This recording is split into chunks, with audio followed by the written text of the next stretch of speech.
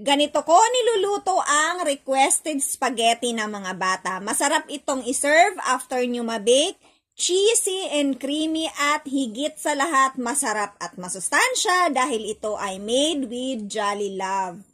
Gumamit ako ng isang lata ng Jolly Mushrooms, pieces and stems. Easy open can kaya madaling buksan, hindi na kayo mahihirapan. Salain at hiwain ng maliliit kagaya nito. Ang Jolly Mushroom ay rich in fiber, protein at antioxidants. Kaya magandang ihalo sa mga lutong bahay lalo na kapag para sa mga anak natin. Magpakulo ng tubig na may asin at mantika.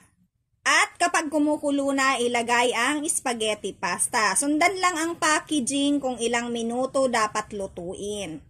I-check maya-maya para hindi dumikit sa ilalim. At kapag okay na yung ating pasta, i-drain at i-set aside.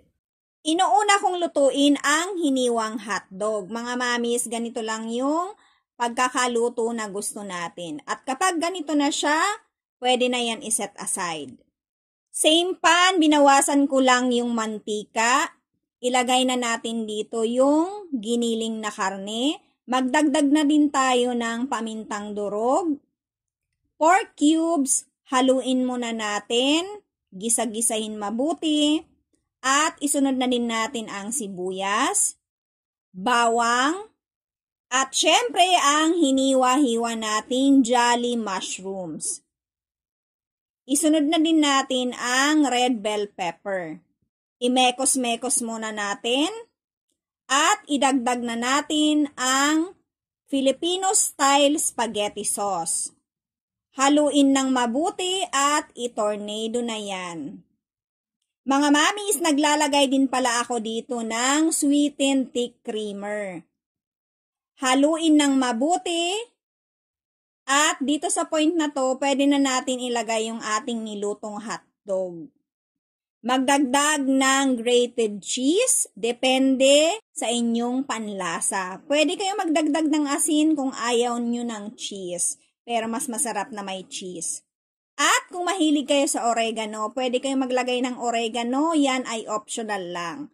At dahil ito ay okay na, nag-separate ako ng kaunti dahil ilalagay natin yan pan-toppings. Ilagay na din dito ang niluto nating pasta. Haluin ng mabuti para ma-well combine lahat ng sauce sa ating pasta. At mga mamis, okay na to, pwede na nating ilagay sa ating tray. At maglalagay tayo ng sauce sa ibabaw. So, iset aside muna natin to dahil gagawa tayo ng white sauce. Sa paggawa ng white sauce, mga mamis, napakadali lang nito. Kailangan lang natin dito ng margarine or butter, all-purpose flour, at evap milk. Haluin hanggang sa kumulo yung ating sauce.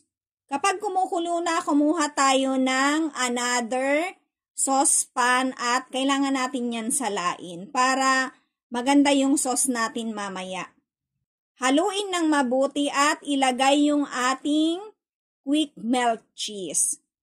At mga mamis, pwede kayo dito mag-adjust. Maglagay ko ng asin kung kinakailangan. Kung gusto nyong medyo may alat-alat pa. At dahil okay na yan, pwede na natin yan itopping sa ating gagawing baked spaghetti with white sauce. Naglagay pa pala ako dyan ng cheese at binake ko ng 175 degrees Celsius for 35 minutes. Mga mamis, eto na yung ating finished product after 35 minutes. Tara mga mamis, sabayan nyo ko! Jolly days, holidays, mommy, there's no problem. You always find ways cause you jolly love them. Bigyan ng handaan ng sarap at sustansya. Give your jolly love, give your jolly love. I-surprise ang pamilya with your new dish idea.